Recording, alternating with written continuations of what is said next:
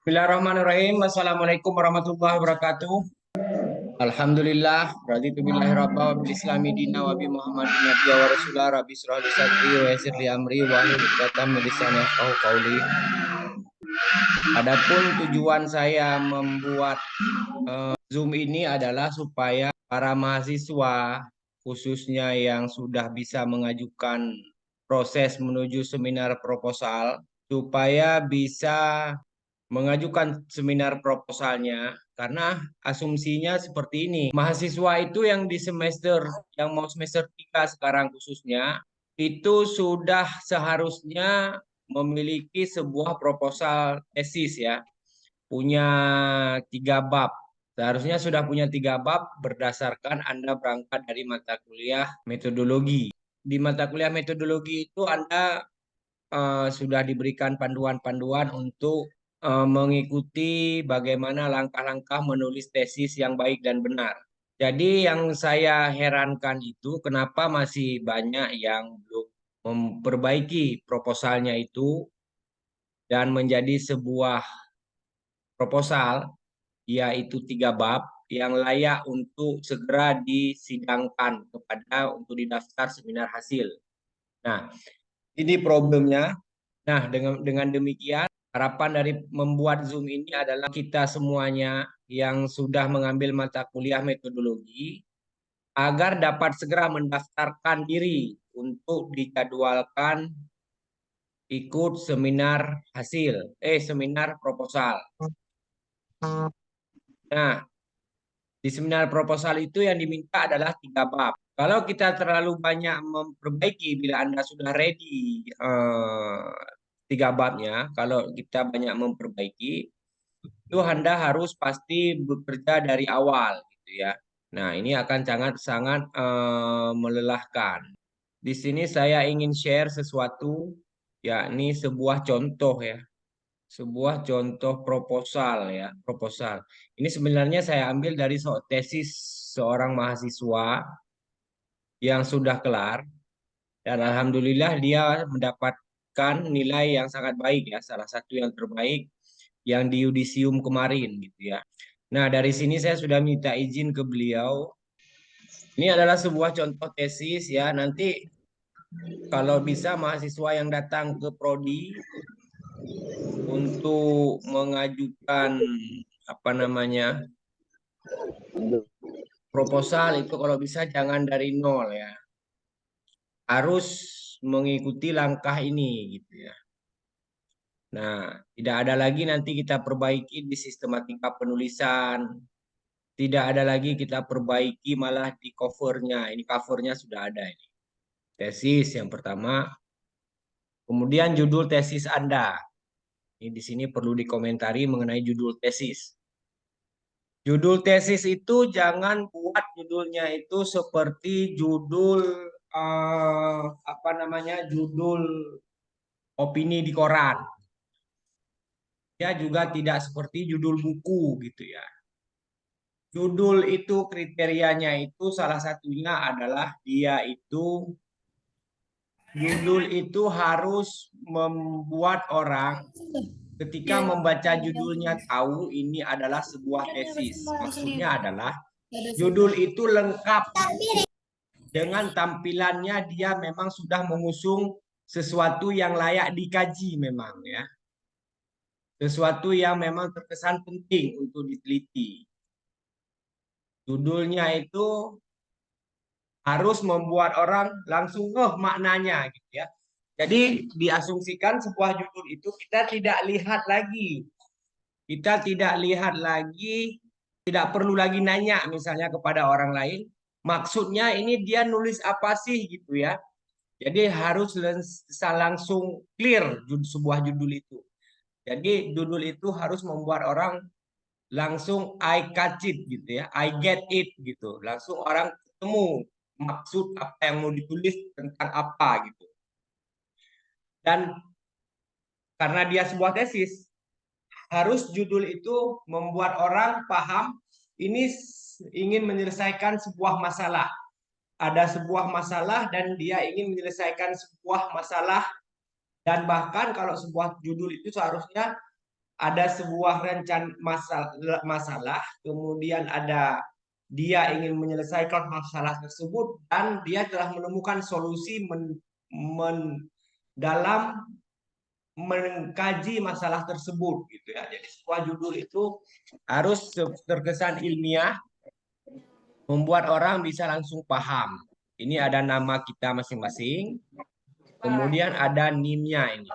Nah, supaya kita tidak meraba-raba lagi dalam menulis tesis, gitu ya. Tidak dibimbing seperti mengajar dari awal ketika kita mata kuliah metodologi gitu. Makanya mahasiswa baru angkatan 2023 juga saya anjurkan ikut. Karena pada kurikulum kita 2023 ini formatnya ya yang bisa Anda sesuaikan tahun berapa 2023 kalau sekarang gitu. Ini ada pedoman transliterasi. Pedoman transliterasi sama seperti buku panduan penulisan tesis sebenarnya di pasca ini. Ini tesis yang sudah jadi ya, bukan proposal. Kalau yang sudah jadi banyak banyak lampirannya ya, pernyataan keaslian, pengesahan, persetujuan tim, nota dinas. Kalau kita proposal itu kan cuma persetujuan prodi. Bab 1 pendahuluan, ini yang sering jadi simpang siur ya, seolah-olah setiap mahasiswa itu berjalan sendiri-sendiri gitu ya. Banyak yang ada kajian teoritis, nggak ada kajian terdahulu, ada kajian terdahulu, nggak ada sistematika gitu ya. Nah, setidaknya yang saya ambil dari sini, kalau saya waktu mengkopi-kopi dan memotong-motongnya itu nggak ada yang hilang, kayaknya begini dia. Latar belakang masalah, kemudian rumusan masalah. Tetapi sebenarnya yang lebih ideal itu adalah latar belakang masalah, kemudian eh, masalah setelah disebut di latar belakang itu ada deskripsi permasalahan ya. Ada sebuah inventarisir ya masalah. Apa istilahnya ya, coba saya lihat. Di tesis Pak Muhajir ada ya. Lupa. Muhajir dan beberapa orang ini sudah bisa final ya, sudah bisa dijadwal. Tesisnya Pak Muhajir ada di sini.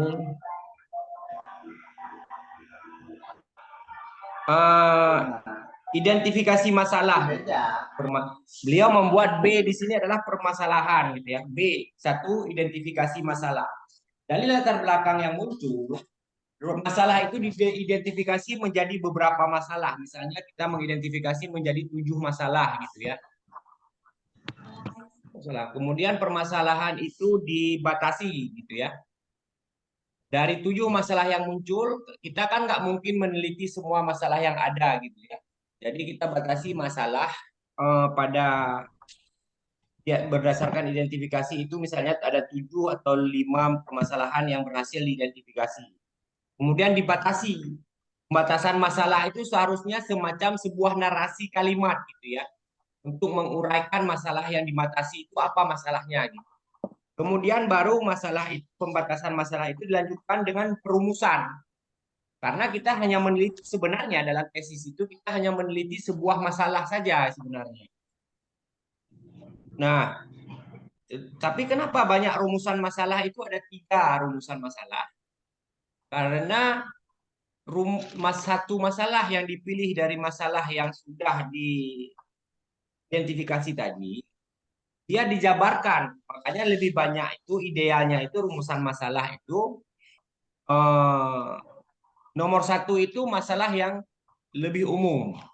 Kemudian penjabaran dari yang umum itulah nomor 2 dan nomor 3 dari permasalahan. Sehingga biasanya orang 3 masalah.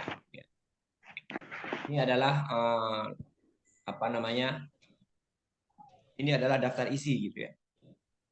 Kita di sini aja nanti fokus ya di dalam. Nah, dengan Anda memiliki pegangan yang seperti ini gitu. Maksudnya adalah Anda sudah membuat proposal yang ideal, yang dapat Paling kalau ada koreksi kecil gitu ya, yang sudah ready untuk di seminar proposalkan. Ini latar belakang masalah sebenarnya ngomong apa sih di latar belakang masalah? Pemaparan secara induktif biasanya. Apalagi penelitian lapangan itu memang betul-betul disajikan secara induktif dari permasalahan yang khusus gitu ya, menuju ke permasalahan yang umum. Detil-detil permasalahan, latar belakang masalah itu dijelaskan secara terperinci. Nah, misalnya Anda ingin meneliti tentang dana BOS misalnya. Ada kepala sekolah misalnya banyak yang korupsi dana BOS misalnya. Anda memotret misalnya di Aceh Timur misalnya. Ini contoh ya. Kan ada kasusnya, ini contoh misalnya ya. Kemudian Anda jelaskan. Jelaskan saja misalnya. Tiba-tiba Bapak Fulan setelah menjabat 3 bulan sebagai kepala sekolah langsung beli mobil gitu ya. Kemudian beliau langsung DP rumah besar gitu ya. Tiba-tiba beliau beli sepatu yang mahal gitu ya. Nah, kemudian masalah detil ini yang kemudian diceritakan, kemudian masalah itu semakin diperbesar gitu ya. Maksudnya cakupannya semakin luas. Temukan juga Bapak Fulan di sekolah Fulan lagi misalnya. Tiba-tiba beliau shopping di Singapura misalnya. Itu diceritakan. Karena kita sebenarnya menulis tesis itu adalah bercerita. Gitu. Iya, kalau utamanya kita melakukan penelitian penelitian apa namanya? Penelitian lapangan ya. Kita bercerita. Sebenarnya kita menceritakan masalah saja sebenarnya. Masalah yang diteliti itu punya problem akademik ya. Bisa di sini misalnya diteliti itu tidak cukup kalau dia adalah masalah sosial saja. Misalnya ada banyak anak sekolah main game domino High Island misalnya, gitu ya. Itu sebenarnya belum menjadi masalah. Itu adalah masalah sosial, tapi belum menjadi masalah akademik, gitu ya. Misalnya murid-murid bandel di kelas nggak bisa diajari, gitu ya. Kalau diajari mereka itu asik lompat-lompat aja misalnya, asik apa namanya, asik main-main, gitu ya. Nah, itu masalah si guru itu sebenarnya. Dia udah capek ngurus siswa, tiba-tiba dia meneliti nggak boleh karena itu masalah pribadi. Latar belakang masalah bukan masalah lo, bukan masalah gua gitu ya. Boleh masalah-masalah detail, tetapi dia harus ada cantolan, harus ada kaitan dengan dunia akademik. Dunia akademik apa di sini? Yaitu dunia akademik I. Nah, walaupun sekarang banyak masalah misalnya, banyak judul yang saya lihat itu, masalah yang ada bawah itu adalah masalah yang tidak ada hubungannya dengan ilmu PAI gitu. Ini tidak boleh sebenarnya dalam prodi PAI. Anda meneliti sesuatu yang ada hubungannya dengan keilmuan PAI. Banyak saya lihat penelitian itu dan strategi guru dalam meningkatkan kemampuan menghafal Al-Quran pada SMA A misalnya. Menghafal Al-Quran itu, apakah dia ada dalam kurikulum dan silabus keilmuan PAI? Di Al-Quran dan hadis misalnya, buku kelas berapa, di pelajaran apa, di buku Al-Quran hadis itu yang menyuruh untuk menghafal Al-Quran. Kalau itu tidak ada, jangan-jangan itu adalah program sekolah. Kalau dia program sekolah berarti tidak ada hubungannya dengan keilmuan PAI. Jadi bedakan antara Anda mengkaji Islam dengan mengkaji PAI gitu ya. Misalnya kenakalan siswa misalnya.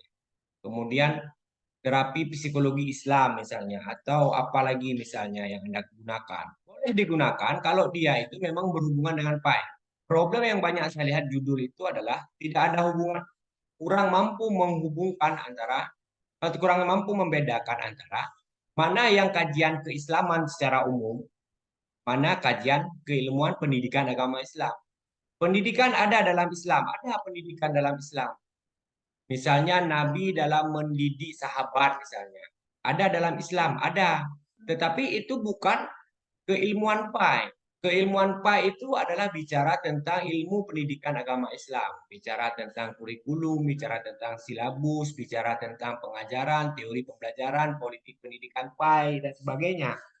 Jadi bedakan antara problem agama Islam dengan problem pendidikan agama Islam sebagai sebuah rumpun keilmuan gitu. PAI ini adalah sebuah rumpun keilmuan. Jadi itu harus kita bedakan dengan baik. Problem digambarkan secara konkret sebagai bukti bahwa penelitian Anda sangat penting dan mendesak gitu ya. Latar belakang Anda harus mampu menceritakan bahwasanya ini adalah problem-problem detail yang memang perlu diteliti segera dan harus gitu ya. Tetapi kata segera dan harus itu tidak boleh, itu adalah kata sifat. Tetapi Anda harus mampu menceritakan, harus mampu memberikan argumen bahwasanya ini penting dan mendesak. Subjek penelitian harus berhubungan dengan objek penelitian. Subjek penelitian adalah tempat Anda mencari data primer. Ya. Misalnya subjek penelitiannya di MAN 1 Aceh Timur, MAN 2 Aceh Timur, misalnya di SMP Muhammadiyah misalnya, SMP Langsa misalnya. Atau subjek penelitian Anda pustakaan misalnya, subjeknya adalah apa misalnya, jadi referensi primer. Dia harus berhubungan dengan objek penelitian. Objek penelitian harus dia merupakan bagian daripada keilmuan PAI. Jadi rumpun ilmu pendidikan agama Islam itu ada banyak konsep dan teori di bawahnya. Jadi setiap subjek penelitian ada itu harus punya relasi dengan objek penelitiannya. Misalnya Anda meneliti tentang kepala sekolah yang korupsi dana BOS misalnya. Itu subjek penelitian Anda misalnya kepala-kepala sekolah yang ada di Aceh Timur atau kepala sekolah yang ada di Langsa misalnya. Ya. Nah, ada nggak hubungannya dengan objek penelitian yang merupakan bagian dari keilmuan PAI misalnya? Kalau dia ada, boleh diteliti. Kalau tidak ada, tidak boleh. Makanya dalam meneliti ini kita harus rajin-rajin sebenarnya. Walaupun kita keilmuannya itu bukan keilmuan PAI, misalnya kita adalah guru kelas misalnya kita adalah pekerjaannya itu di lapangan misalnya, atau pekerjaannya itu bukan guru PAI gitu ya, atau guru matematika dan segala macam, tapi kita kuliah di PAI pasca sarjana. Anda harus rajin-rajin memahami teori-teori yang ada dalam keilmuan PAI. Karena kan di mata kuliah kita itu kan ada analisis teori-teori keilmuan PAI, ada desain dan strategi pembelajaran PAI, ada ilmu-ilmu yang berkaitan dengan pendidikan agama Islam gitu. Nah, di situ banyak teori-teori yang muncul. Misalnya teori politik pendidikan, teori tentang asesmen, teori tentang desain strategi pembelajaran, teori tentang ICT misalnya.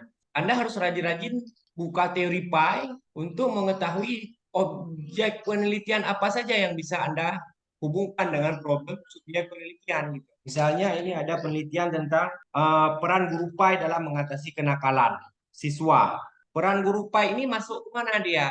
Masuk ke dalam strategi pembelajaran, desain pembelajaran kah, model belajar kah, atau di mana? Jadi objek penelitian itu harus merupakan bagian dari ilmu PAI. Nanti dijelaskan di pada kerangka teoritis ya. Objek penelitian adalah sumber data utama Anda yang menjadi data primer. Objek penelitian adalah tema akademis yang menjadi sasaran penyelesaian masalah pada subjek penelitian. Jadi beda Anda jurnalis dengan apa namanya dengan peneliti adalah kalau jurnalis dia nggak perlu menyelesaikan problem akademik pada masalah yang ada. Jurnalis itu tidak bawa teori. Sebenarnya yang diperintahkan kepada kita untuk meneliti adalah menyelesaikan problem-problem akademik sebenarnya. Problem-problem teori dalam ilmu rumpun kita. Kalau dalam hal ini khususnya ilmu PAI. Nah, ini yang sebenarnya yang harus Anda kerjakan sebenarnya. Menyelesaikan problem dalam objek penelitian ya. Kan menyelesaikan problem pada subjek penelitian. Anak-anak bandel main game domino misalnya. Anak-anak bandel bosan belajar misalnya. Anak-anak bandel karena kecanduan HP misalnya. Guru tidak menguasai kurikulum pengajaran misalnya. Guru tidak punya strategi yang baru dalam mengajar. Itu sebenarnya adalah problem subjek penelitian. Bukan tetapi kita sebagai peneliti, apalagi tesis, ini yang dituntut adalah kita menyelesaikan problem dalam objek penelitian, dalam keilmuan. Subjek penelitian data-data di lapangan ini sebenarnya hanya menjadi sebuah acuan, argumen bagi kita dalam menyelesaikan problem dalam objek penelitian. Itu nanti kita bisa lihat di bab 4 nanti bagaimana susunan kerangka kerangka apa namanya kerangka penulisannya. Rumusan masalah kalau kita tidak buat misalnya deskripsi masalah dulu ya, tidak ada misalnya identifikasi masalah, tidak ada pembatasan masalah, tidak ada rumusan masalah.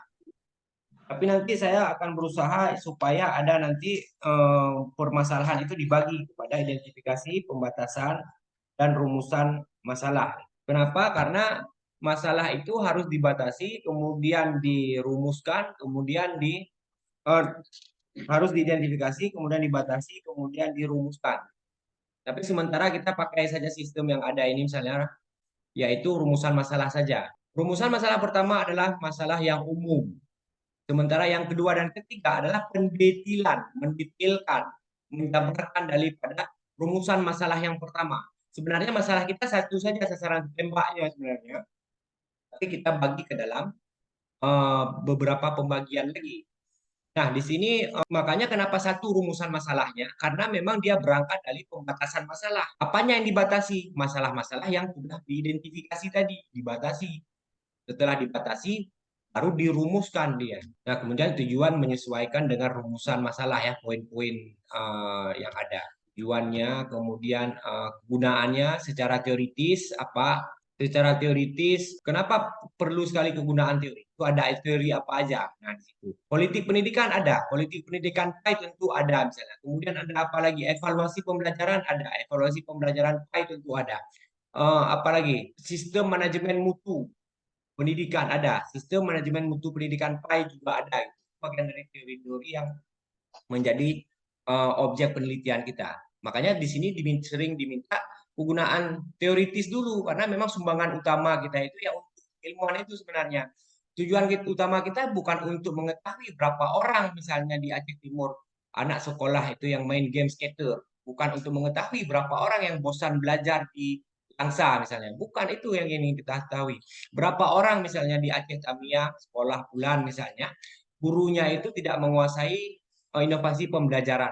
Bukan itu yang sebenarnya yang ingin kita sumbangkan. Yang ingin kita sumbangkan bagaimana adalah yang utama adalah kepada teori keilmuan itu. Misalnya guru tidak menguasai pendidikan model belajar yang lebih canggih, yang modern misalnya. Teliti kenapa? Lalu dibahas dalam kerangka teoritisnya, di dalam landasan teorinya. Kenapa dibahas seperti itu? Karena nanti sumbangannya untuk teori itu. Gitu. Walaupun nanti data-data itu juga berguna kepada penulis saja juga ada, bagi peneliti lain juga ada, bagi dunia pendidikan tentunya juga ada. Gitu. Tapi yang dituntut utama itu adalah kita menjadi bagian daripada kajian akademik. Gitu. Banyak yang bertanya, apa beda kerangka teoritis dengan landasan teori? Selama ini yang terjadi, baik di S1 maupun di S2 bahkan. Kerangka teoritis itu digunakan sebagai tempat Anda melakukan penjelasan istilah gitu ya. Anda menjelaskan istilah-istilah yang ada dalam judul Anda.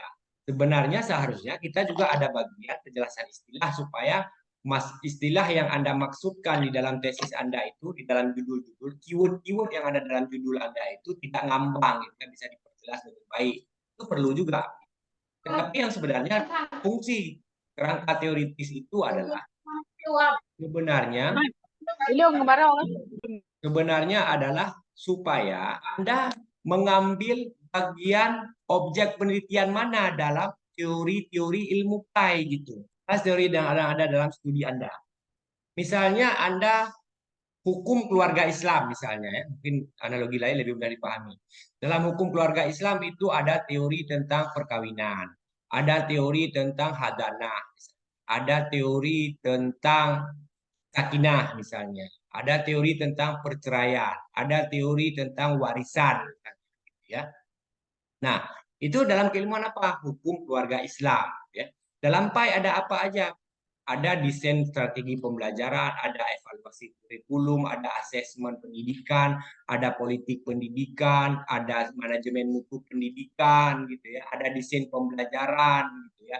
Nah, itu teori-teori itu. Jadi Anda pilih sebuah teori apa misalnya Anda evaluasi kurikulum yang Anda pilih. Hubungan dia dengan PAI itu apa? Jadi dijelaskan secara deduktif ya. Mulai dari keilmuan PAI itu seperti apa secara singkat ya. Kemudian Anda pilih anak sub bagian dalam keilmuan itu apa misalnya. Kaitkan misalnya. Misalnya tentang mutu pendidikan misalnya. Apakah mutu pendidikan itu ada teori yang lebih besar di atasnya yang kemudian dia bercantol kepada studi keilmuan PAI. Nah, itu bagaimana antara keilmuan PAI itu Anda hubungkan dengan sehingga nanti pada akhirnya di sini pada bagian singkat ini biasanya kerangka teoritis itu setengah halaman aja. Ya untuk menemukan landasan teori Anda sebenarnya. Jadi landasan teori yang akan Anda gunakan di bab 2 itu hubungannya dengan keilmuan PAI apa gitu. Itu aja dia sebenarnya diinginkan oleh kerangka teoritis itu. Bagaimana elaborasinya, bagaimana hubungannya dengan keilmuan PAI. Dia turun dari ilmu PAI seperti apa gitu.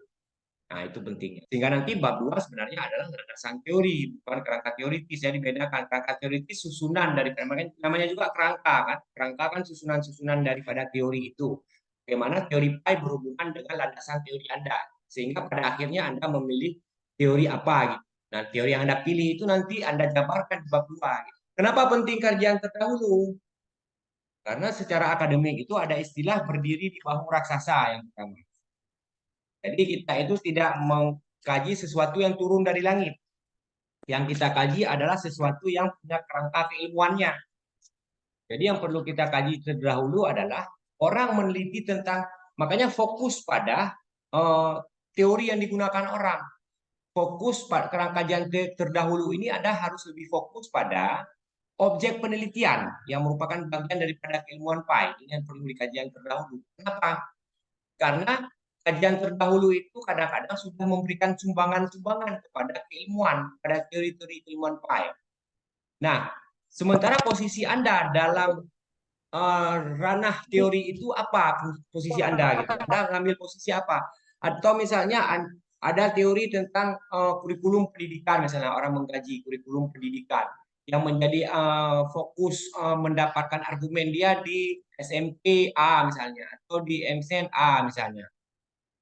Nah, lalu dia katakan bahwasanya teori tersebut, eh, kurikulum tersebut sebenarnya tidak efektif diterapkan di sekolah ini atau di daerah yang seperti ini misalnya.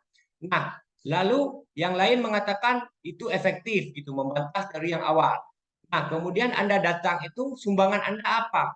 Mendukung yang pertama, mendukung yang kedua, membantah yang pertama dan kedua, atau seperti apa? Di situ ada posisi akademik Anda di situ sebenarnya. Itu maksud dengan kajian terdahulu.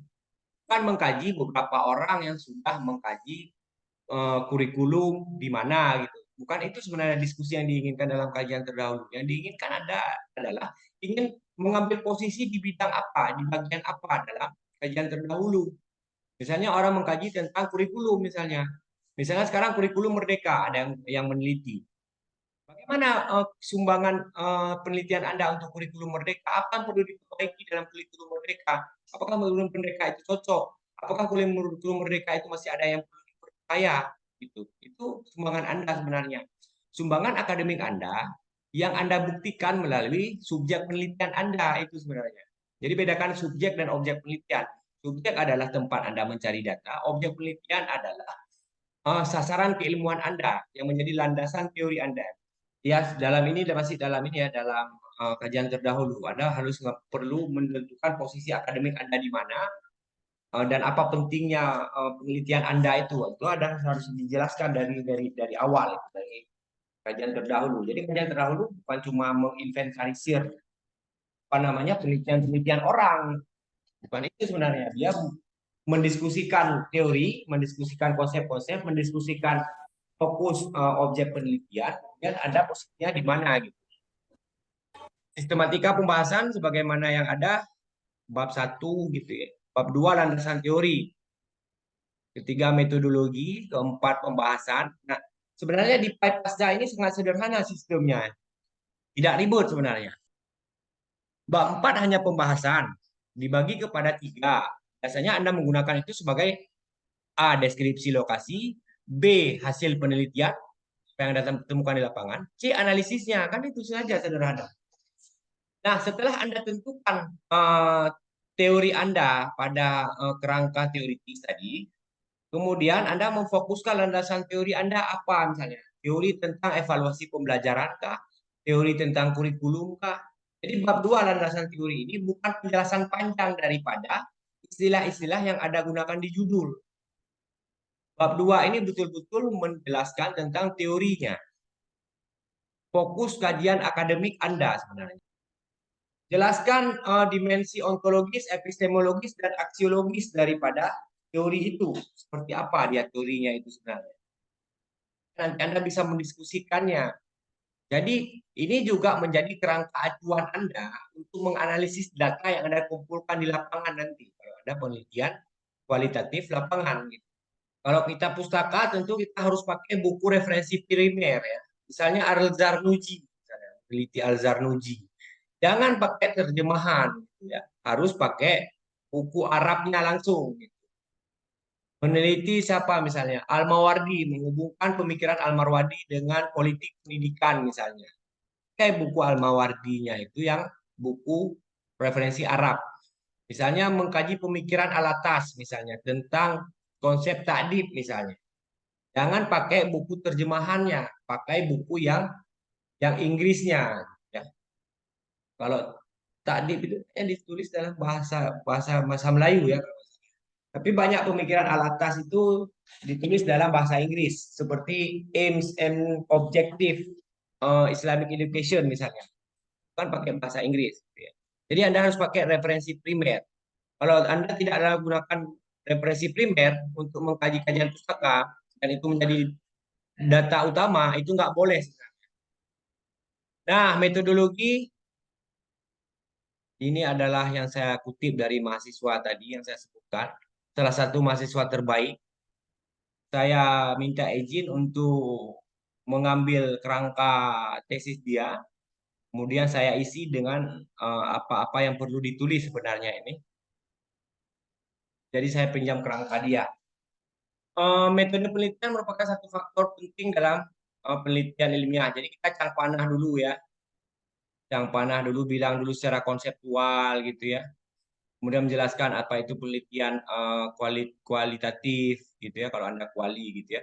Sistematikanya seperti ini, yaitu pendekatan dan metode penelitian, dijelaskan pendekatan Anda apa gitu ya, secara umum, kemudian lokasi dan waktu penelitian, kemudian sumber data penelitian.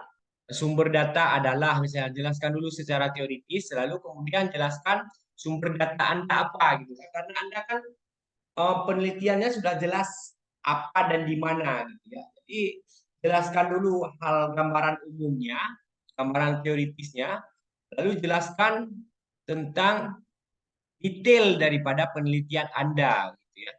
Nah, di sini jelaskan dulu di awal nanti ya, ini penjelasan teoritis. Maka bila Anda menggunakan metode kualitatif, jelaskan subjek penelitian Anda dan jelaskan kenapa ia relevan menggunakan penelitian kualitatif. Terutama dalam pengungkapan data secara mendalam melalui, kalau kuali itu ke lapangan ya, bukan kuali pustaka ya, kuali lapangan, kualitatif lapangan, dia menggunakan wawancara, observasi, dokumentasi gitu ya.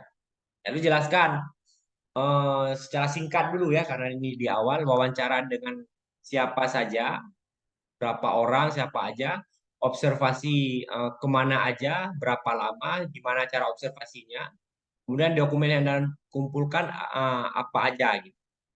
Kemudian jelaskan lokasi dan waktu penelitian Anda, lokasinya di mana, subjek penelitiannya di mana. Kemudian sumber data penelitian. Anda harus menjelaskan secara lebih dahulu penelitian Anda itu objeknya itu apa, hukum, pendidikan atau sebagainya. Kalau pendidikan PAI, dia itu fokusnya penelitian apa seperti yang di landasan teori tadi. Kemudian baru dijelaskan kaidah penentuan sumber penelitian. Jangan-jangan misalnya landasan teori tidak sesuai dengan subjek penelitian. Nah, jadi dia harus sesuai. Misalnya Anda meneliti tentang politik pendidikan misalnya. Yang Anda teliti itu adalah siswa yang mengantuk di kelas misalnya. Itu kan nggak ada hubungannya. Siswa itu kalau siapapun, bagaimanapun kebijakan politik pendidikan, mereka kalau lagi mereka itu gurunya mengajar jelek, pasti dia tidur gitu. Jadi tidak ada hubungan. Jadi Anda harus temukan yang sesuai antara subjek dan objek penelitian. Makanya di awal ini di sumber data itu jelaskan dulu objek penelitian Anda apa, kemudian subjeknya apa, kemudian baru jelaskan tentang sumber yang tempat Anda. Penelitian terkait bila penelitian Anda bersifat spesifik, misalnya pada tema pendidikan, Anda menjadikan tindakan kelas, analisis kurikulum atau sebagainya sebagai objek penelitian. Maka jelaskan kaidah penentuan sumber penelitian secara detail dan sistematis. Nah, jelaskan itu dulu, subjek dan objek penelitian harus temukan dulu tempatnya gitu. Kemudian sumber data. Sumber data primer itu kalau kita lapangan itu pasti observasi, wawancara, dan dokumentasi. Harus dijelaskan di sini. Sebenarnya observasi itu ada banyak tekniknya lagi. Ada observasi banyak ya bagian dalam buku panduan penelitian itu biasanya banyak itu model observasi apa yang digunakan. Tapi di kita itu masih mending ya apa namanya pembimbing dan peneliti itu pembimbing kita itu tidak terlalu mempermasalahkan teknik observasi yang Anda gunakan. Tapi sebenarnya ini perlu seharusnya dipakai. Bila Anda subjek penelitiannya apa, datanya di mana, Anda observasinya seperti apa, itu penting. Misalnya Anda ingin meneliti tentang kenakalan siswa di sebuah sekolah misalnya. Anda cuma datang beberapa kali, lalu Anda langsung bilang siswa di sini sangat nakal, sangat bandel misalnya. Jadi observasi itu menuntut waktu bagaimana keterlibatan si orang yang mengobservasi ini sebenarnya. Ini penting untuk memvalidkan sumber data yang Anda gunakan. Kayak kemarin itu ada penelitian dia tentang apa itu? Dia meneliti tentang cara perkawinan. Cuma datang sebagai tamu gitu. Meneliti tentang budaya perkawinan, tapi cuma datang sebagai tamu gitu ya. Cuma datang ya jangan-jangan saya menduga dia datang waktu tingkat darah baru aja. Begitu rombongan darah baru pulang, dia ikut pulang. Itu dia meneliti tentang budaya perkawinan. Itu nggak bisa. Dia cuma datang 3 kali pesta gitu ya. Cuma datang sebagai tamu, habis itu pulang. Nggak bisa begitu kita mengobservasi tentang budaya perkawinan. Kita harus ikut dalam misalnya rapat-rapat desa, misalnya rapat mulai dari misalnya bagaimana acara carau kalau bahasa Aceh itu kan ada carau dulu, kemudian ada ini itu proses-proses itu harus diikuti sama dia. Rapat keluarga dia harus ikut itu baik sebagai anggota keluarga maupun kita dia harus mengamati itu. Jadi observasi dia itu harus harus bisa membuat data itu betul-betul dapat dipakai gitu ya, bukan data comot-comot dari observasi yang sangat singkat. Misalnya meneliti tentang sebuah pesantren misalnya. Kita datang ke pesantren itu cuman lihat-lihat beberapa kali gitu, ngamatin ini itu saja, udah habis itu pulang. Nggak bisa, kita harus betul-betul ada. Pesantren itu kan misalnya malam juga ada kegiatan ya. Nah, kita harus punya data yang jenis observasinya itu harus jelas. Wawancara juga banyak jenisnya, wawancara terstruktur, semi terstruktur atau seperti apa. Apakah wawancara saja, apakah ada bagi angket dan sebagainya.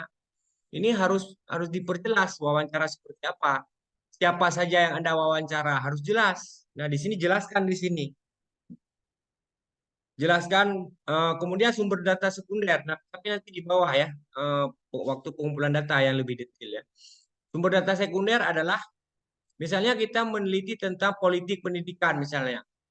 Misalnya kepala sekolah korupsi dana BOS misalnya gitu ya. Kita wawancara beberapa kepala sekolah gitu ya. Kenapa wawancara misalnya ada kasus misalnya kepala sekolah ditangkap karena korupsi dana BOS misalnya. Kepala sekolah yang korupsi itu kita wawancara, itu harus wajib itu data primer. Kemudian beberapa kepala sekolah lain kita wawancara, bagaimana sih kepala sekolah bisa terbuka peluang untuk korupsi misalnya. Kita wawancara kepala sekolah lain yang tidak terlibat boleh. Kemudian sumber sekunder tidak hanya buku sebenarnya sumber sekunder. Bisa juga sumber sekunder data-data yang bisa kita himpun tetapi tidak kita jadikan sumber data primer gitu ya. Misalnya kita juga meneliti misalnya ke pihak keamanan sekolah misalnya. Dia juga bilang nanti, tadi malam Bapak Kepala Sekolah jam 2 ada ke sekolah bersama 2 orang gitu. Kami nggak tahu ya dia yang mereka bicarakan apa, mereka duduk di kantor kepala sekolah pada jam 2. Kemudian ada masuk sebuah mobil Lagi nulis lagi tes ya. susah, salah aja. Nah, itu detail-detail itu Salah perlu aja. juga untuk Anak angkat hanya apa ya bimbingan? menjadi data sekunder gitu ya. Di samping itu tentu data sekunder itu adalah referensi-referensi terkait daripada objek penelitian kita. Nah, teknik pengumpulan data kemudian dijelaskan secara umum ya. Teknik pengumpulan data itu apa? Observasi seperti apa? Ini observasi ada beberapa jenis seperti saya katakan tadi. Observasi partisipan. Ini eh, peneliti itu langsung datang, kemudian berinteraksi, dia mengumpulkan data secara sistematis, membuat catatan gitu ya, membuat rekaman-rekaman, melakukan pengamatan gitu ya. Nah, kalau ini Anda mengatakan observasi partisipan itu secara umum dulu ya. Kalau memang Anda menggunakan observasi ini, jelaskan dulu dia secara teoritis seperti apa. Kemudian jelaskan bagi Anda melakukan observasi penelitian Anda gitu. Interaksi seperti apa yang Anda gunakan? Apa saja yang Anda amati? Berapa lama Anda melakukan pengamatan itu? Berapa kali Anda datang ke tempat itu? Bagaimana posisi Anda dalam mengambil data itu? Apakah Anda berjarak atau tidak? Jelaskan secara detail di sekolah apa misalnya. Ini harus detail. Makanya di bab 2 bagian metodologi ini bab 3 Anda perlu menjelaskan pertama secara teoritis dulu sekitar 1 paragraf gitu ya. Observasi partisipan adalah, lalu 1 paragraf lagi menjelaskan bagaimana detail observasi partisipan yang Anda gunakan.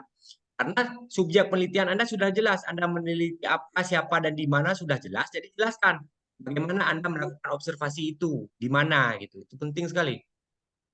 Wawancara juga gitu, apakah Anda melakukan secara mendalam atau semi terstruktur, misalnya Anda menggunakan secara wawancara secara mendalam, jelaskan dulu wawancara secara mendalam itu seperti apa, kemudian jelaskan Anda melakukan wawancara mendalam dengan siapa saja, bagaimana cara yang Anda lakukan. Cara secara umum sudah ada di atas, wawancara secara mendalam. Secara konsepnya sudah ada, lalu Anda jelaskan wawancara Anda dilakukan seperti apa. Karena sudah detail, sudah ketemu detail siapa yang akan Anda wawancara. Gitu ya. Dokumentasi itu ada konsepnya, dokumentasi seperti apa. Kemudian jelaskan dokumentasi yang Anda gunakan itu seperti apa. Kemudian menganalisis data, jelaskan teknik analisis data secara umum. Kemudian jelaskan juga secara umum bagaimana Anda menganalisis data itu. Kemudian data setelah, jadi gini ya prosesnya ya. Kita melakukan pengumpulan data, kemudian data itu dianalisis gitu ya. Kemudian setelah dianalisis, ditriangulasi nanti ya. Jelaskan secara umum teknik analisis data itu apa, kemudian bagaimana teknik analisis data Anda dijelaskan secara umum juga. Kemudian dia terdapat poin-poin ya. Poinnya itu antara lain adalah reduksi, penyajian, nanti ada verifikasi gitu. Maksudnya apa? Reduksi data itu adalah pemilahan. Karena ketika Anda lakukan wawancara, jangan-jangan banyak data yang terkumpul itu data yang kurang apa namanya? Kurang relevan ya, kurang sesuai dengan tujuan yang ingin Anda penelitian Anda gitu ya. Misalnya ingin meneliti tentang dana BOS misalnya, meneliti tentang politik pendidikan korupsi kepala sekolah terhadap dana BOS misalnya. Tetapi Anda telah mengumpulkan data terlalu banyak misalnya. Orang tua santri juga sudah Anda wawancara, neneknya santri juga sudah Anda wawancara, tetangga neneknya santri juga Anda wawancara misalnya. Itu kan terlalu udah berlebihan. Jadi Anda gunakan saja data-data yang cocok untuk Anda. Makanya data itu direduksi gitu ya, tidak dipakai semua. Setelah data terkumpul banyak itu kemudian direduksi data yang relevan dengan penelitian Anda yang lebih fokus gitu ya. Nah, jelaskan reduksi data itu apa secara umum gitu ya. Kemudian jelaskan secara detail Anda mereduksi datanya seperti apa, data Anda reduksi seperti apa. 1 paragraf menulis tentang reduksi data secara umum seperti apa konsepnya. Kemudian di bawah Anda jelaskan data Anda sendiri, fokus penelitian Anda, cara Anda mereduksinya seperti apa. Tulis 1 paragraf lagi. Kemudian data setelah direduksi, setelah fokusnya adalah data-data Anda saja, yang relevan-relevan saja, yang penting-penting saja, yang sesuai-sesuai saja dengan objek penelitian Anda. Kemudian data itu disajikan kembali setelah dipilah-pilah tadi, kemudian disajikan kembali. Jelaskan penyajian data itu seperti apa.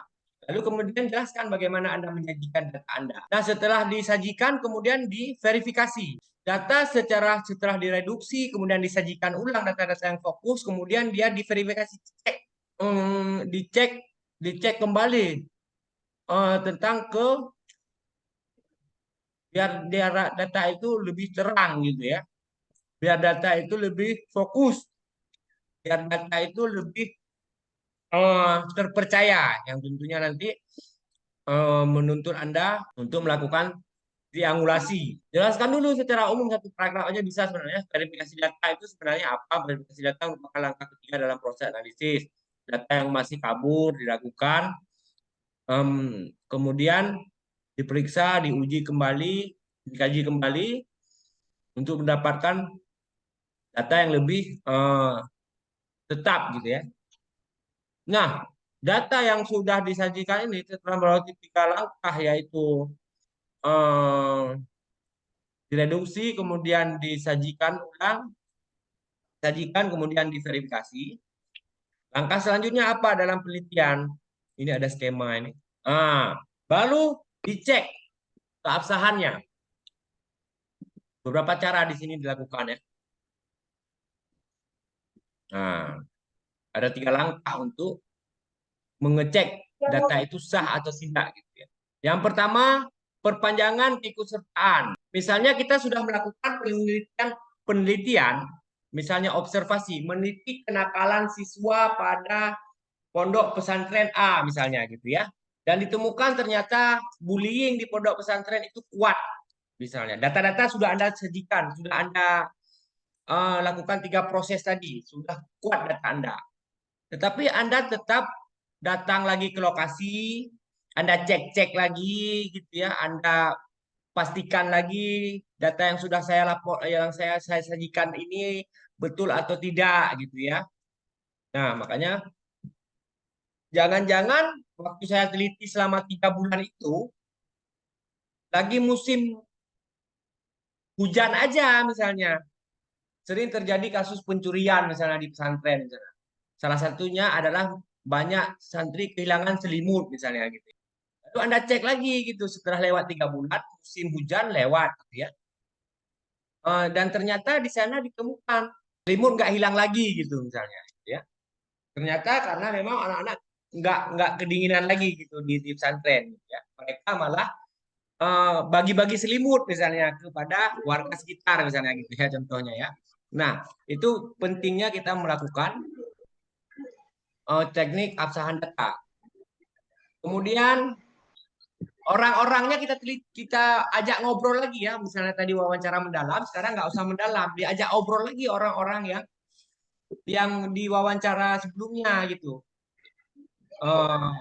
Jadi apa yang dia jelaskan kan sudah kita transkrip, kemudian transkripnya sudah kita reduksi, sudah menjadi sebuah data layak saji gitu ya. Nah, kemudian kita datang lagi nanya-nanya siapa yang bisa ketemu gitu ya.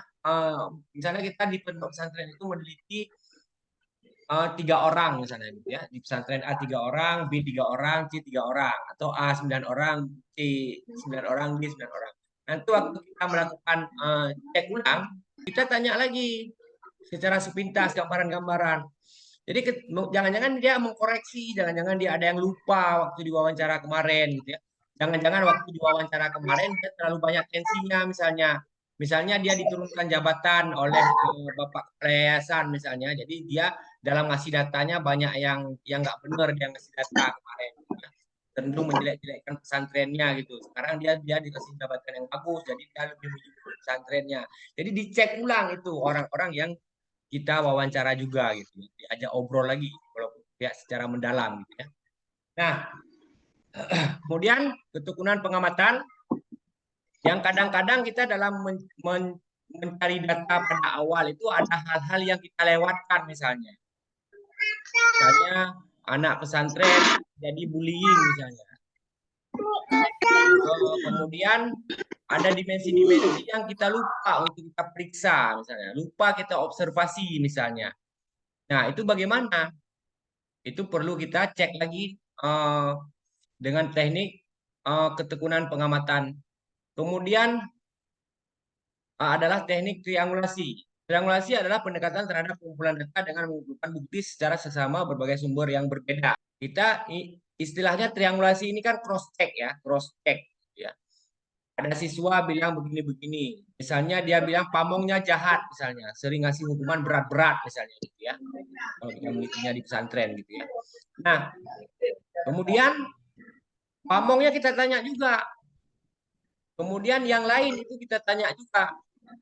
Kemudian orang-orang pihak yang terkait itu kita tanya juga. Jadi kita tidak melakukan sebuah data memang sudah layak saji tadi ya, yang ketika kita melakukan pengesahan data ini ya. Tetapi data itu kita cek kembali gitu. Ini masa-masa kita melakukan pengecekan keabsahan. Salah satu caranya adalah pengecekan data hasil wawancara serta jangka peristiwa terjadi di mana Anda melakukan pengecekan data hasil wawancara serta jangka waktu peristiwa dalam subjek penelitian. Triangulasi terbagi 3 ya, triangulasi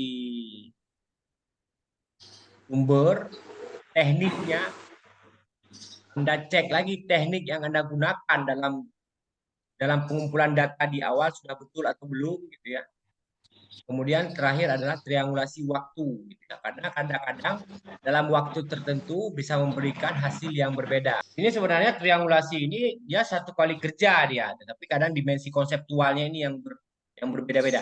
Nah, ini kan penjelasan-penjelasan ini kan konsep-konsep umum ya. Triangulasi sumber adalah gitu ya. Triangulasi teknik adalah, triangulasi waktu adalah. Lalu kemudian jelaskan bagaimana Anda melakukan triangulasi waktu pada penelitian Anda. Bagaimana Anda melakukan triangulasi teknik pada penelitian Anda. Bagaimana Anda melakukan triangulasi sumber pada jadi misalnya hal-hal yang teknis ini buat 2 bagian ya. Satu bagian itu adalah menjelaskan tentang konsepnya, satu bagian lagi adalah menjelaskan tentang penelitian Anda. Kemudian terakhir yaitu bab 4. Nah, ini yang saya bilang kenapa tesis di IAIN Langsa ini, baik skripsi maupun tesis sebenarnya sangat mudah dibuat. Karena biasanya Anda menjelaskan subjek penelitian, Anda menceritakan subjek penelitian. Misalnya tentang korupsi dana BOS oleh kepala sekolah ini contoh ya, ada kejadiannya ya. Anda memfokus kepada kecamatan A misalnya, ya.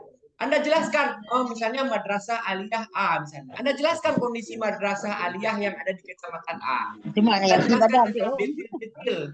Ceritakan secara detail penelitian Anda itu secara detail. Jadi sebelum ada perubahan ya, sebelum ada perubahan nanti apakah sistematikanya seperti ini dalam merumuskan hasil penelitian, kita kan subjek penelitian Anda secara lebih mendetail, mendalam gitu ya. Kajikan semua data yang ada gitu secara ilmiah gitu ya. Itu di bagian A. Ini kan anak-anak judulnya A 1, 2, 3 gitu ya. Hasil penelitian. Nah, di sini adalah tempat Anda menceritakan semua temuan penelitian Anda yang sudah Anda proses melalui sistem metodologi tadi. Pada bagian ini lebih baik Anda menggunakan judul sesuai dengan tema penelitian gitu ya. Tapi jangan sama identik ya, karena memang yang ingin diinginkan kan sesuai dengan judul penelitian Anda, fokus penelitian Anda ya di sini sebenarnya di hasil penelitian itu. Terus. Nah, kemudian dilakukan beberapa diberikan beberapa subjudul ya untuk mendetilkan hasil penelitian Anda. Sebenarnya kalau Anda melakukan penelitian kualitatif, apalagi dia adalah lapangan, Anda hanya dituntut untuk menceritakan saja. Ceritakan saja kondisi kepala sekolah yang korupsi itu seperti apa. Ceritakan saja detailnya seperti apa. Ceritakan apa yang Anda temukan, apa yang hasil observasi Anda. Nah, hasil penelitian itu sebenarnya dia adalah semuanya adalah hasil observasi gitu ya. Jadi kerangkanya itu semua adalah hasil observasi. Ingat, kerangkanya adalah hasil observasi. Semuanya hasil observasi. Kemudian Anda menggunakan wawancara atau kutipan wawancara atau kutipan langsung wawancara atau penarasian langsung wawancara untuk mendeskripsikan hasil observasi Anda atau untuk membuktikan hasil observasi Anda. ruang guru tampak sudah banyak bekas-bekas air di asbesnya. Ini misalnya korupsi kepala sekolah misalnya. Ruang guru sudah tampak bekas-bekas air dan rembet di dinding pada asbes. Malah ruang guru yang di sebelahnya lagi sudah pernah jatuh ke lantai akibat terlalu banyak menahan debit air. Ini terjadi karena memang gentingnya itu sudah banyak yang pecah. Nah, gitu ya. Kemudian untuk membuktikan cerita Anda itu ada seorang siswa, benar Bu, ketika itu, gitu ya. Ketika itu saya memang sedang keluar main-main, tetapi saya ketinggalan uang di dalam tas. Kemudian saya waktu ambil uang, waktu asbes itu jatuh sempat mengenai punggung saya. Nah, gitu misalnya ya, hasil wawancara dengan siswa gitu ya. Nah, ceritakan itu. Lalu Anda jelaskan lagi hasil observasi Anda. Kemudian kalau ada foto, ada tampilkan foto. Ini bisa dibuktikan juga dengan asbes yang sudah dibuang ke belakang misalnya gitu ya. Nah, ini detail yang diinginkan seperti ini hasil penelitian. Anda menceritakan semua hasil penelitian Anda secara panjang lebar. Ini bagian yang paling panjang sebenarnya di hasil penelitian gitu ya. Bikin anak-anak judulnya semua di sini. Nah, jadi begitu saya cara membuat hasil penelitian ya kalau kita kuali lapangan gitu ya. Ceritakan hasil observasi Anda semuanya, lalu hasil observasi itu dikuatkan dengan wawancara, kemudian dikuatkan dengan dokumen-dokumen yang lain. Dokumen tidak perlu foto saja misalnya ada dokumen lain misalnya dokumen yang sah misalnya korupsi kepala sekolah. Dokumen tentang bon faktur yang benar gitu ya. Kemudian ada bon faktur palsu misalnya satu lagi misalnya. Anda bisa foto itu, Anda bisa misalnya jelaskan saja berapa nominalnya misalnya itu kan hasil daripada dokumen ya. Nah, begitu. Nah, setelah menceritakan itu semua, cerita Anda itu untuk apa? Nah, ini pertanyaannya. Untuk Anda analisis. Disinilah peran Anda sebagai penulis tesis, bukan penulis novel, bukan penulis jurnalisme investigatif ya. Peran Anda adalah sebagai peneliti. Data-data yang Anda kumpulkan itu tadi Anda analisis menggunakan landasan teori. Jadi bagaimana teori Anda itu tadi? Misalnya teori tentang kurikulum pendidikan. Lanjut lagi, Pak. Kurikulum merdeka misalnya. Penerapan kurikulum merdeka di MAN A misalnya. Jadi Anda ceritakan bagaimana proses, bagaimana problem-problem yang Anda hadapi dalam penyelenggaraan kurikulum. Lalu di analisis itu Anda ceritakan bagaimana kesesuaian antara konsep ideal kurikulum merdeka atau kurikulum apa saja yang dipakai di sekolah Anda. Kemudian bagaimana dianya itu sekarang guru bukan dituntut ini. Dianalisis atau ditinjau, dipantau melalui teori dengan teori yang Anda gunakan di landasan teori gitu ya. Contohnya misalnya seperti ini. Secara ideal penggunaan dana BOS ini untuk ini, untuk ini, untuk ini, untuk ini, misalnya sudah dijelaskan. Itu kan konsep ya, secara ideal dalam panduannya gitu ya. Untuk pembelian alat A, rasio anggarannya sekian gitu ya. Nah, kemudian hasil Anda melakukan observasi tadi, fokus anggaran sekian A itu tidak digunakan sesuai dengan bagaimana panduan teoritiknya, yaitu panduan penggunaan dana BOS misalnya. Nah, ini yang Anda analisis. Jadi nanti Anda bisa timbang-timbang, bisa Anda komentari letak problemnya di mana misalnya. Jangan-jangan penganggaran itu konsep, jangan-jangan konsepnya itu yang salah gitu ya. Makanya di sini kita menganalisis gitu ya.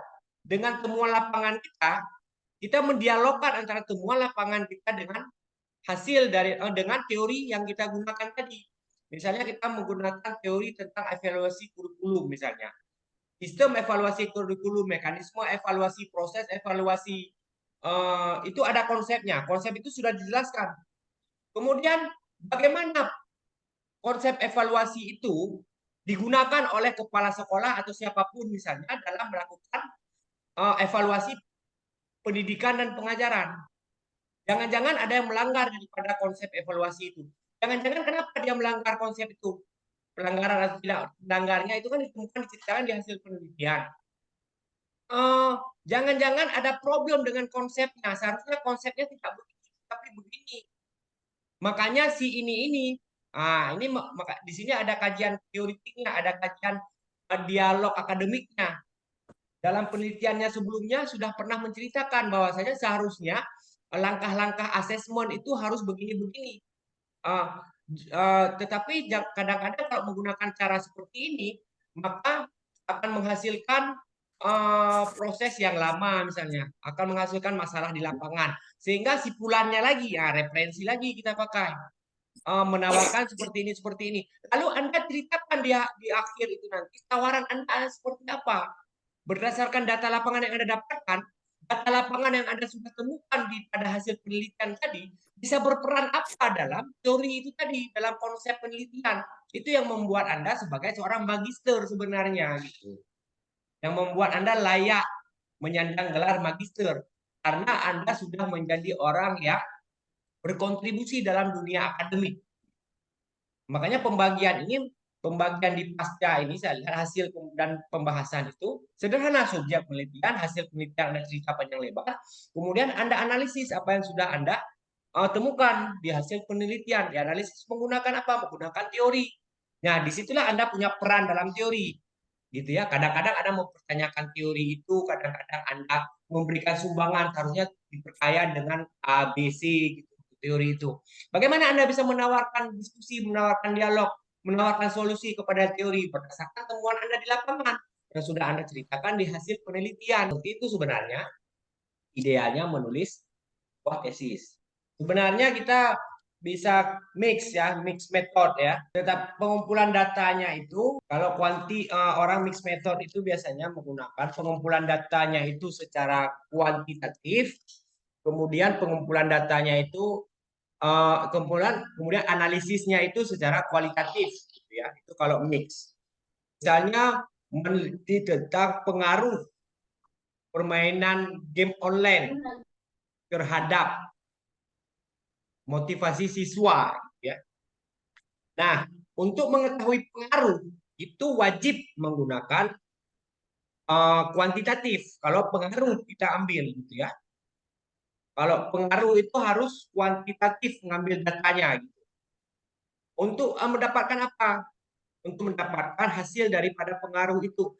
Jangan-jangan dia bukan dipengaruhi oleh game online itu karena memang draw, atau segala macam.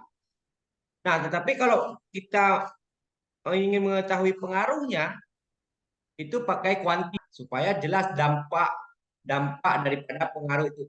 Karena kalau kita meneliti pengaruh, ada proses untuk mempengaruhi gitu ya, ada langkah-langkahnya. Langkah-langkah itu harus harus pengaruh. Tapi kalau dampak saja misalnya secara umum kita ingin teliti, itu tidak menggunakan kuantitatif juga tidak apa-apa. Langsung pakai kualitatif murni. Boleh seperti itu. Yang melalui wawancara misalnya dengan dia, dengan guru, misalnya wawancara dengan pakar game online misalnya gitu ya, kita wawancara itu semuanya. Kemudian mereka menceritakan dampak-dampaknya. Dampak-dampak bisa diceritakan. Karena dalam penelitian kualitatif itu data yang ditemukan itu bersifat valid dan pasti gitu. Dia adalah data primer gitu. Kalau itu aja kita tolak, semua tesis harus ditolak gitu. Tapi kalau kita ingin meneliti pengaruh misalnya, itu harus ada variabel-variabel kuantitatif yang digunakan. Nah, gitu. Kalau mix ya, kalau mix method. Kalau kita pakai kuantitatif murni, nah itu biasanya mengkaji pada pengaruh media belajar A terhadap A misalnya. Nanti sistem analisisnya juga sistem analisis kuantitatif gitu. Tetap berada dalam teori ilmu pendidikan PAI. Saya kira demikian. Bukan dikritisi kajian terdahulu itu. Yang dikritisi itu atau yang didukung itu adalah ketika kita menganalisis ya. Jadi kita berdialog. Itu dianalisis kita berdialog dengan teori-teori kita menjadikan landasan teori kita sendiri sebagai kerangka acuan untuk membaca hasil penelitian, sambil kita mendialogkannya dengan kajian-kajian orang yang sudah ada dengan referensi-referensi yang terkait. Ini dibedakan dengan kajian terdahulu. Kajian terdahulu itu kita berperan sebagai dalam rangka menemukan posisi akademik kita gitu sebenarnya. Ini yang diminta sebenarnya posisi akademik Anda. Posisi akademik yang dimaksud itu seperti apa? Misalnya Anda sudah menemukan, makanya seharusnya itu kerangka teori dulu, baru kajian terdahulu gitu ya. Karena kajian terdahulu itu harus semuanya penelitian yang sebelumnya sudah dilakukan orang yang sama penggunaan landasan teorinya dengan Anda. Seharusnya itu. Jadi Anda nanti menjelaskan penelitian orang sebelumnya seperti apa, temuannya apa, kemudian keidentikan dengan penelitian Anda apa, kemudian makanya sebagusnya itu di dalam kajian terdahulu misalnya ada 3 atau 4 gitu ya. Anda jelaskan dulu kesamaan dan perbedaan dengan penelitian Anda. Semuanya gitu. Kemudian di paragraf terakhir Anda jelaskan secara umum ketiga atau keempat penelitian kajian sebelumnya itu kesamaan dengan penelitian Anda apa, perbedaan dengan penelitian Anda apa, sementara posisi akademik Anda itu di mana gitu. Jadi Anda itu ingin berperan, sebenarnya menulis tesis itu untuk membuat Anda berperan dalam memberikan sumbangan akademik kepada teori yang Anda gunakan sebagai landasan teori. Jadi Anda ingin mengambil bidang apa sih, bagian mananya sih dalam objek penelitian Anda itu. Jadi kebaruan yang diinginkan sebenarnya bukan subjek penelitian. Misalnya satu orang bisa meneliti 10 orang, 10 orang boleh meneliti di Man IC misalnya atau Man 1 Aceh Timur misalnya. Bisa. Misalnya satu Man IC katakan misalnya. 10 orang, 10-nya itu bisa meneliti di tempat yang sama gitu ya. Tetapi yang satu landasan teorinya adalah politik pendidikan, yang satu adalah asesmen, yang satunya lagi adalah kurikulum, yang satunya lagi adalah tentang mutu pendidikan dan seterusnya bisa. Itu tidak terlalu masalah dengan subjek penelitian itu. Yang menjadi masalah akademik Anda adalah objek penelitian Anda, posisi akademik Anda di mana gitu. Jadi yang Anda diskusikan adalah posisi akademik apa yang Anda ambil, misalnya meneliti tentang kurikulum pendidikan.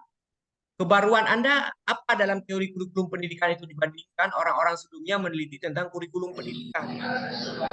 Karena pentingnya posisi akademik ini, makanya kadang-kadang kalau Anda meneliti di satu sekolah, kadang-kadang itu peneliti tidak valid, tidak akurat. Karena dikhawatirkan subjek penelitian itu tidak mampu untuk mendukung daripada objek penelitian Anda. Fokus akademik penelitian Anda itu yang dikhawatirkan sebenarnya.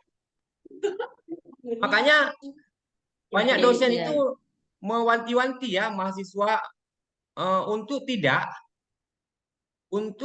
meneliti satu sekolah gitu ya. Apalagi di MIN gitu ya.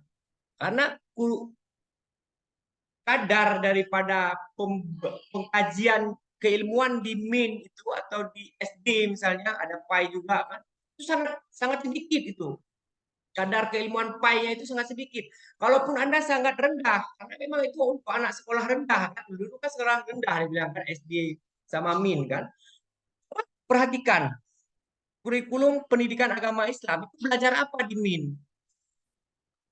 Belajar tentang jangan-jangan bukan belajar berudu, belajar cara membaca WUU, DUDU, damah kedu, wudu gitu. Bukan belajar wudu. Belajar sirah nabawiyah jangan-jangan bukan belajar tentang bagaimana proses Nabi hijrah dari Mekah ke Madinah. Tetapi proses belajar adalah cara membaca Nabi, NA, BID kadang. Makanya itu tidak mampu menampung. Jadi teori yang Anda gunakan, teori ilmu pendidikan salah satunya, baik itu kurikulum, evaluasi, buku, dan segala macam, itu tidak kompatibel datanya itu diambil di min, di SD gitu ya. Nah, itu problemnya. Makanya hindari meneliti satu SD untuk dalam keilmuan PAI. Menghindari meneliti satu min dalam keilmuan PAI. Karena meskipun subjek penelitian atau tempat Anda mencari data itu kurang tidak menjadi landasan penting dalam sebuah kajian akademik, tetapi sumber tempat Anda cari data itu sangat diragukan untuk dapat menampung, dapat menjadi referensi atau acuan daripada menemukan argumen-argumen dalam teori itu, gitu. Itu makanya banyak dosen itu yang melarang mengkaji di sebuah sekolah min atau sebuah sekolah SD. Boleh mengkaji misalnya model pembelajarannya, tapi gunakanlah setidaknya misalnya min dalam satu kecamatan itu ada berapa misalnya gitu. Nah, itu sudah banyak variabel ini, tapi kalau bisa hindari. Jadi hindari meneliti yang tempat mencari datanya itu sangat sulit misalnya. Kecuali Anda menggunakan metode ini misalnya fenomenologi misalnya. Satu orang misalnya bisa jadi sumber subjek penelitian, tapi Anda pakai misalnya fenomenologi. Ada itu di sana ada kemarin mahasiswa yang datang itu dari Langkat ya, meneliti tentang seorang guru menemukan cara baru dalam mengajar gitu ya. Nah, cara baru itu cara dia. Cara dia itu berhubungan tidak dengan kurikulum pembelajaran. Kalau dia punya kurikulum sendiri yang turun dari langit itu nggak bisa. Dia harus tetap punya cantolan dalam kurikulum yang telah ditetapkan gitu, dalam menjadi bagian dari kurikulum PAI. Setelah dia punya cantolan itu boleh satu orang itu diteliti, tetapi secara fenomenologis ya. Detail dia itu dikaji, bagaimana metafisika pemikiran dia, bagaimana ontologi pemikiran dia, bagaimana sistem epistemologi pendidikan yang dia pahami secara mendalam, bagaimana pengaruh dia kepada orang lain, orang-orang sekitarnya, bagaimana orang lain menerima pengaruh dia itu. Kajiannya itu harus lebar gitu, harus. Nah, tapi kalau yang dikaji misalnya tentang proses pembelajaran anak min misalnya, proses belajar penerapan kurikulum A terhadap belajar siswa terhadap belajar PAI siswa min. Satu sekolah, satu lokal lagi Anda teliti. Itu nyambung nggak? Bisa nggak subjek penelitian itu tempat Anda mencari data itu dengan konsep teori pendidikan yang Anda gunakan? Bisa dipakai untuk enggak untuk membaca teori itu. Teori itu bisa equal nggak dengan tempat Anda mencari data yang sangat sederhana itu. Itu sebenarnya yang jadi problemnya gitu. Saya kira demikian, semoga kita nanti mendapatkan kerangka penulisan tesis yang bagus ya. Bawalah bab yang bagus dengan detail-detail yang sudah dijelaskan tadi gitu ya. Setidaknya gunakanlah seperti yang saya gunakan tadi ini. Sini sebagaimana saya paparkan dari awal tadi. Saya kira demikian. Terima kasih semuanya. Waktu kita sudah habis. Silakan perbaiki. Silahkan disesuaikan lagi. Silahkan temukan 3 bab Anda yang terbaik ya. Harus berdasarkan keilmuan PAI dan seterusnya sebagaimana yang saya jelaskan tadi. Terima kasih semuanya. Billahi taufiq wal hidayah. Assalamualaikum warahmatullahi wabarakatuh.